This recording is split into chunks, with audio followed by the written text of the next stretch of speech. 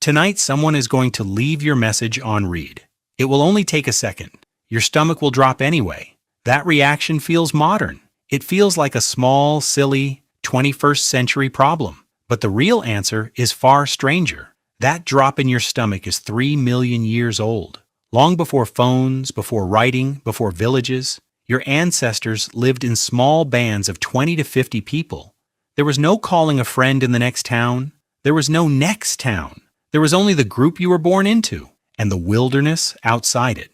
Being inside the group meant food, protection, and warmth. Being outside it meant something far more direct. It meant dying alone. So when someone in that group turned their back on you, your body didn't treat it like an inconvenience. It treated it like a threat to your survival. And in a very real sense, it was.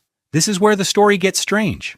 In 2003, a psychologist named Naomi Eisenberger ran an experiment that would change how scientists think about rejection forever. She put people inside an fMRI scanner and had them play a simple game of catch with 2 other players, or so they believed. In reality, the other players were controlled by a computer. Partway through the game, the computer players stopped throwing the ball to the human subject. No explanation, no apology, just silence. What happened inside the brain during that silence is the part that should stop you. The same regions that light up during physical pain lit up during social exclusion. The anterior cingulate cortex, the same neural circuitry your brain uses when you burn your hand on a stove, activates when a friend stops texting you back. Your brain, in a very literal sense, does not fully separate the pain of a broken bone from the pain of a broken bond. Why would evolution build something so cruel? Because for most of human history, exclusion was not a metaphor. It was a death sentence written in slow motion. A hunter alone on the savannah could not watch every direction at once. A gatherer alone could not carry enough food back to feed young children.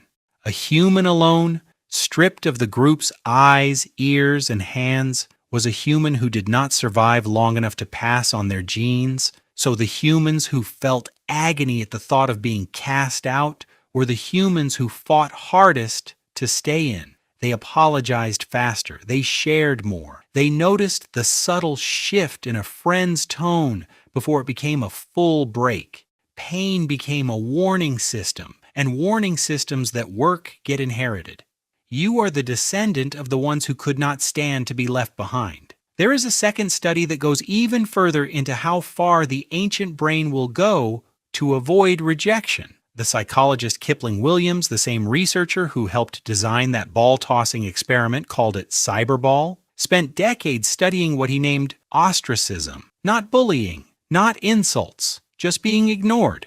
Williams found that even brief, meaningless exclusion from strangers in a computer game caused measurable spikes in distress, lowered self-esteem, and a temporary drop in the sense that life had meaning. Meaning from a game with people who were never real. Think about what that tells you about the wiring underneath your skin. Your ancient brain cannot always tell the difference between real abandonment and a simulated one. It reacts first and asks questions later, because for nearly all of human history, asking questions later was fast enough. There was no such thing as a fake rejection. If the group turned away from you, it turned away from you.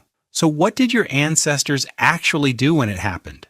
They did not sulk in a hut alone for 3 days, the way heartbreak sometimes plays out today. Isolation was too dangerous to indulge in for long. Anthropological studies of surviving hunter-gatherer societies, including decades of fieldwork among groups like the Hadza in Tanzania, show something remarkable. Conflict was rarely allowed to fester. It was addressed almost immediately, often publicly, because the entire band's survival depended on cohesion. If a person felt shunned, they didn't quietly withdraw. They confronted it. They asked, sometimes bluntly, sometimes through ritual, why the distance had opened up. Group repair mechanisms existed everywhere anthropologists looked. Shared meals used to mend rifts, mediators, often elders, stepping in before a small wound became a permanent split. The stakes were too high for pride. Compare that to now. Now, when someone hurts you, the socially acceptable move is often silence. Wait it out. Don't seem needy. Let them come to you. your ancestors would find that strategy almost unthinkably risky. There's a reason for the gap. The British anthropologist Robin Dunbar spent years studying the size of primate social groups and proposed something now known as the social brain hypothesis. Dunbar's research suggested that the human brain, and specifically the size of our neocortex, evolved largely to manage the complexity of maintaining relationships, not to build tools, not to hunt, to keep track of who owes who a favor, who is angry at who can be trusted after dark. His research also produced a number that still gets debated today. Roughly 150 stable relationships is the rough ceiling most human brains can meaningfully track. 150. That's it. That's the size your mind was built for. Now think about your phone. You may have thousands of contacts, hundreds of people who can see when you post, when you're online, when you leave a message unread. Every one of them is a potential source of the same ancient alarm your ancestors felt when a hunting partner walked away without a word.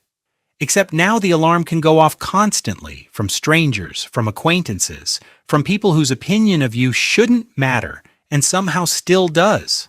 Your brain was not built for an audience of thousands. It was built for a fire circle of 30. This is why a single unanswered text can feel disproportionately heavy. It isn't disproportionate to your biology. It's exactly proportionate.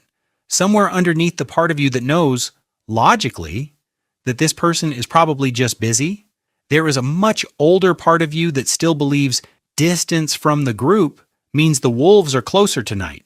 Here's the twist worth sitting with. That old alarm system was never designed to be accurate. It was designed to be fast. Evolution doesn't optimize for correctly identifying every real threat. It optimizes for never missing one, even at the cost of 1,000 false alarms. A hunter-gatherer who assumed the worst about a friend's silence and was wrong lost nothing but a little pride.